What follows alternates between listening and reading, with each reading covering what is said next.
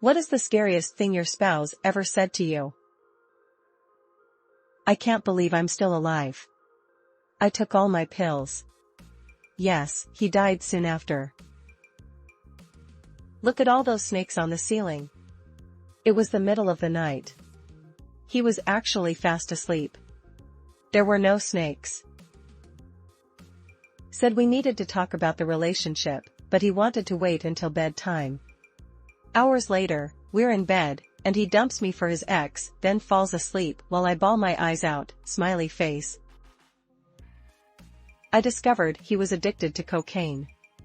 It was completely out of the blue. I would have never found out if I hadn't stained my shirt and had to go home to change and walked in on him snorting a fat rail at 1:39 p.m. on a random Tuesday. I gave him an ultimatum: my support during rehab unconditionally, or we completely part ways if you want to continue snorting coke all day. He said, the coke, I don't want to talk to you, chose coke and we divorced, and I have no idea whether he is alive or dead. Frankly, the man I married never actually existed. I have such a bad picker, I've decided to just give up. During our first marriage counseling session, where we were asked our goals for this session, she said, I don't want this to work. It did not work. That was the end of our marriage. At the time it was the scariest moment of my life. Today, 3 years later, I can honestly say neither of us were happy and needed some help. Therapy works. Sometimes honesty hurts and revulsions are hard. There are times when I only wake up because I know you're here. Good God, I have to stop reading these. So much heartbreak here. It's good to be reminded to not take things for granted in good times. My husband was in a very dark place a while ago. One night he was wasted and told me it was time for me to take his guns away from him. I'd never felt my stomach drop like it did when I heard him say that. I think I'm having a heart attack. It was her first panic attack. I broke every law driving her to the hospital. Thankfully, she's doing better now. If you scream and she wakes up, I'll throw her off the balcony. While he was beating me, our 5-year-old daughter was sleeping, lived on the 5th floor. That was the first time he put his hands on me, and I left the next day with our daughter. It's been 9 years. At her lowest point of depression, whilst out shopping, with no apparent trigger, you'll be better off if I didn't live anymore, or something similar, I forget the exact words.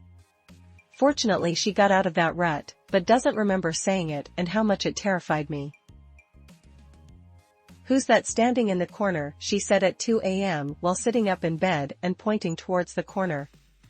I was still half asleep but freaking out, and then she just laid back down and continued sleeping like nothing happened. No one was in the corner, upside down face.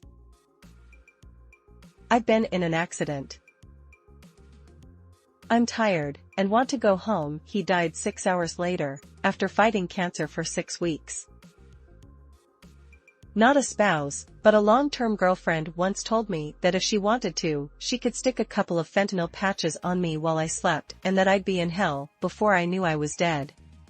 So yeah, waited till she ran to the store one day and got on an airplane never to look back. My wife woke me up in the middle of the night and said I'm bleeding. She was pregnant and was having a miscarriage. Thanks for all the well wishes. We do have a beautiful daughter already, so this was for our second child. The miscarriage is actually very recent, so we're still working through it, but we're doing okay. I am not in love with you. My wife suffers from bipolar disorder. Before her first long hospitalization when it was diagnosed, and while she was going through her first severe manic episode with psychosis, she later told me that the voices in her head told her that I was Satan and she needed to kill me.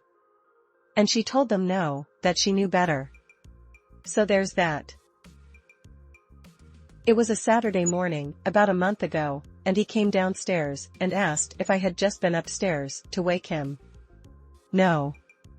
He proceeds to tell me someone shook me and said, "Get up. You only have 6 more years to live." He was shaken by the experience all weekend, and now says it's nothing to worry about. Me on the other hand, can't let it go. All the lights downstairs just went on. There is someone in our house. I was on a business trip and my wife called me at 3 a.m. Never felt so helpless in my life. She called the police and they searched our home from top to bottom, but we never found out who switched on every single light on the ground floor. My first wife had a psychotic disorder that the quacks back in the mid-70s treated with all manner of high-powered sedatives, which she gobbled down constantly and would supplement with beer and an anti-Parkinson's drug called Artane, which in large doses causes hallucinations and, of course, more psychosis. One day she went semi-catatonic and sat staring at the same spot on the floor, repeating the phrase "I'm a bag with eyes," over and over again for more than 12 hours before going into convulsions and being hospitalized. I was pretty crazy myself, but only 18 years old. That was scary at the time. I was in the other room, playing a game on the computer, when my wife yelled, "He's choking." She was watching our then 8-month-old son. I am a big guy. 6 feet 1, 280 pounds. I have never moved so fast in my life. I don't even remember running to the living room. Just that I was playing my game one moment, next I was on the couch with him stomach down on my knee, performing the Heimlich. Heimlich didn't work at first, but I could see something in his mouth/throat. I was able to reach in and grab it. It was a tiny leaf that got brought in on, I guess, one of our shoes from outside. After that, he took a big breath in and started crying. I have never been more scared in my life. We both just held him after that and calmed him down. He turned 1 this past Wednesday, and is healthy as ever. Edit, I'm 6 feet 1 inch tall, 280 pounds, for clarification. I don't think I'd be able to move at all if I was almost 1,300 pounds, haha. I don't know how to tell you this. So he showed me my brother's obituary. My wife called me after a car accident in which our 7-year-old daughter was in. Her response to "Is our daughter alright?" was "I don't know. I was an hour away." They both ended up okay for clarity. Please come home, we need to take the baby to the hospital. My spouse wanted to go to a bar with friends. However, he was only gone for about 30 minutes and rushed back home.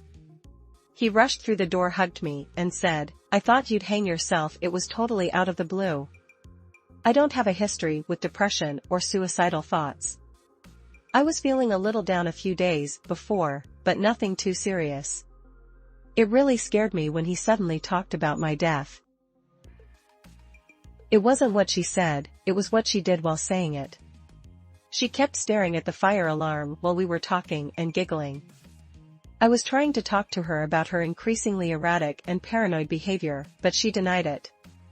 When I asked her why she was staring at the fire alarm, she said, "No reason," while holding back laughter. I saw her wave at it and sometimes talk to it. She eventually told me she knew I was working with the FBI and they had put cameras in the fire alarm. A few sleepless days later, she was being physically wrestled into an ambulance by paramedics so they could sedate her. She's had a similar psychotic episode every couple of years, usually lasting a few months, since, and refused all medication and treatment she could. ****fine****. I never should have married you.